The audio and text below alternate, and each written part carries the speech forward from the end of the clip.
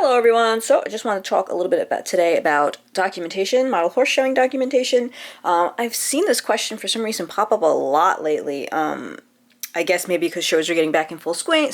A lot of people are, trying it out for the first time. So I figured I'd give a really quick overview of how I do my documentation. I try to keep it as simple and easy for the judges as possible. I've judged before, and I know when I see a full page of information, I'm not going to sit there and read that whole thing. I want to be able to glance at it really quickly, look it over, and move to the next piece, because judging takes a lot of time to begin with, so having to sit there and read stuff, it takes away from it. So if your important information is not right at the top, right in vision, it may even get missed. So it's kind of like, why even do all that work? So this is how I do mine. I go super simple.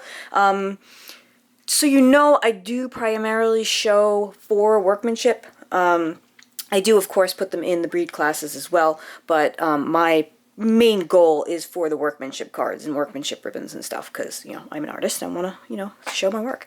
So here are a few of my documentations, and these are the models I still have that have documentation when I do show them. You don't generally need documentation unless your breed is rare, or you want to prove something, or you want to prove a color exists in something. Most judges should know the basic breeds and basic, stuff like that. Like, there's no need to put paper on the table. Space is already really limited. So if you don't need to put it, you don't need to put it. It can even, hurt you because your paper is this big and your model's this big, and it takes away from the presence of it, I guess. But I mean, it shouldn't, but it, subconsciously it kind of does.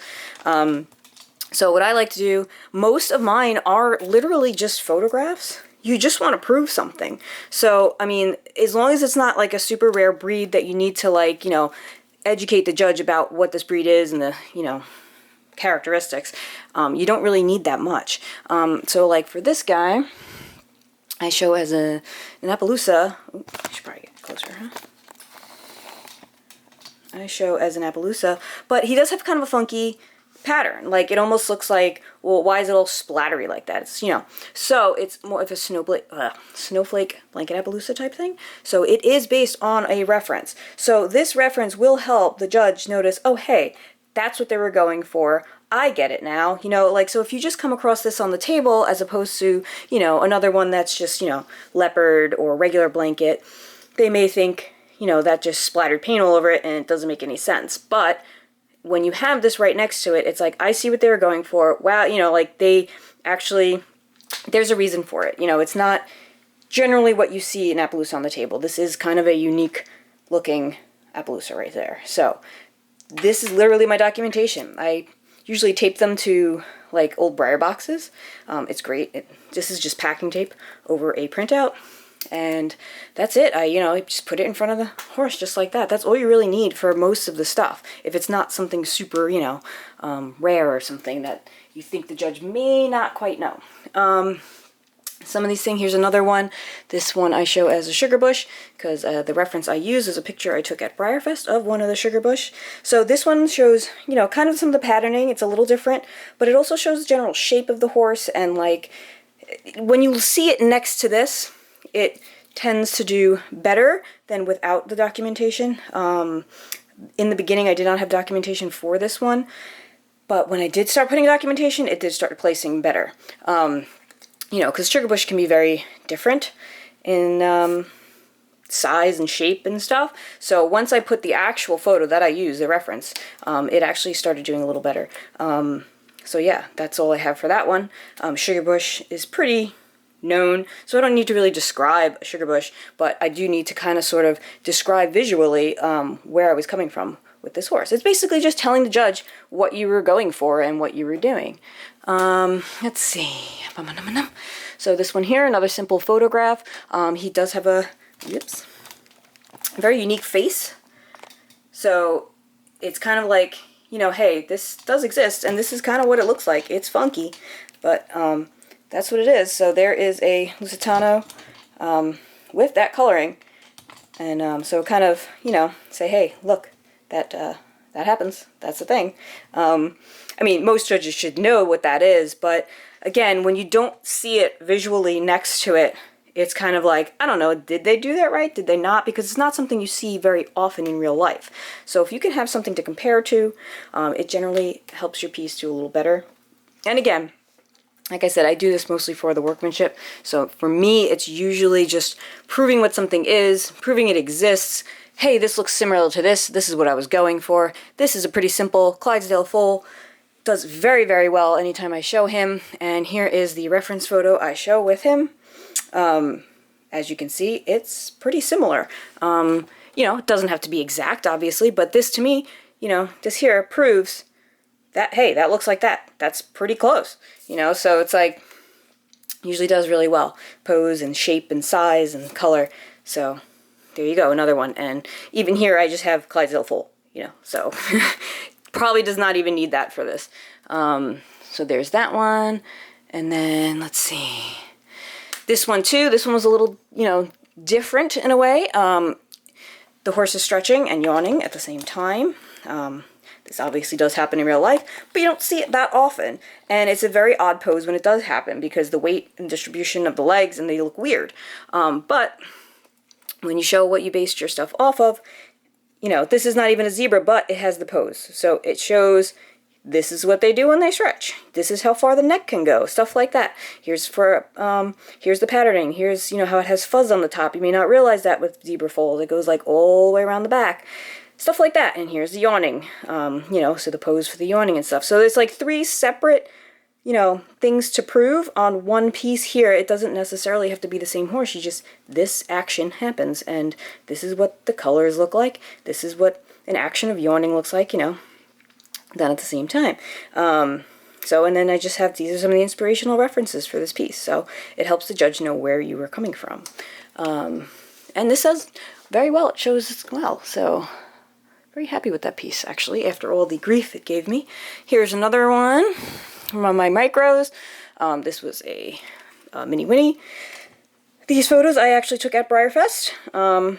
Inspirational piece, and I basically say that inspired by the photographs I took at of this beautiful Vanner in BreyerFest 2015. So here's a Vanner, this color, the hair, etc., etc. So it looks similar to the piece, and there you have it. So that's all that I have for that documentation.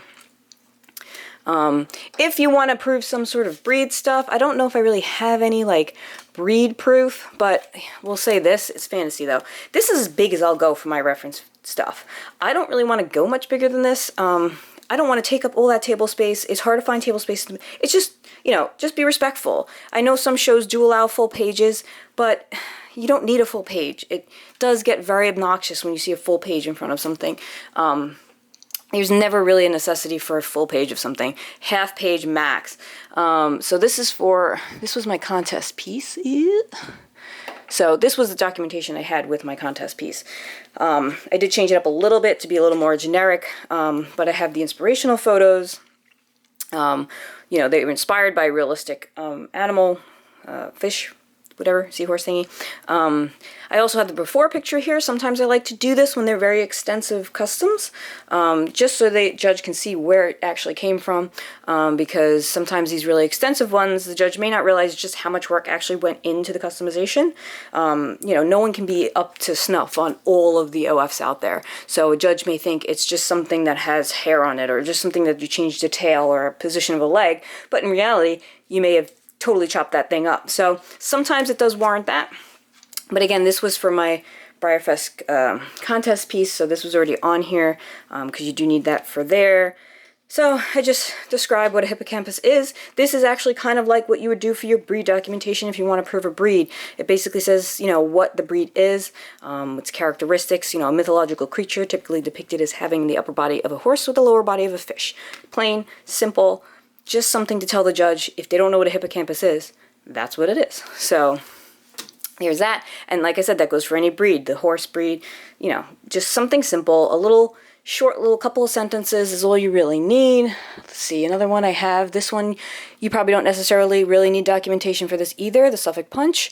But again, this was a contest piece, so I already had the documentation. But I like to include it anyway because, again, this has the before photo of the Mini Winnie that it was, and then it just shows, you know, this, you know, the basically, seeing the pose and the structure next to the piece, it also shows the number of, you know, whatchamacallits, why can't I think of the name right now? Whatevs, in the main here, so it matches the number in there, so there's definitely a reason for the number that is there. So it gives a comparison for what you did. And so the judge knows what you also did. Again, super simple on that one too. This was my contest piece for this year. It's the last one here I have to show. So this one, as most of you know, was the theme class, and it started out as the Geronimo mold here. So this one I definitely want to be putting my before picture in here because this had some really extensive work done. So if someone does not know what this was originally, they can see it right here. So you already automatically have the comparison. And then I have some pictures of miniature donkeys, which I basically based my structure of him off of. So yeah, I mean, as you can see, this is really simple. Keep it small. Like I said, if you need to prove a breed or something, just something small. Like, I wouldn't really write too much more than this. A couple of bullet points, but I mean, prove a breed, that's all you really need. You know, check the show packet. Some shows do require documentation for specific things, like if you're showing original finish collectability. I know you usually have to have documentation for that because it's about the run numbers or whatever, but I don't really show OF. So take this with a grain of salt. This is how I show my workmanship stuff, and usually does really well. So hopefully that's helpful and helps describe what documentation is and when you kind of need it and how you should kind of go about doing it. So thanks for watching. Please like, comment, share, subscribe, all that good stuff, and I will see you next time. Bye.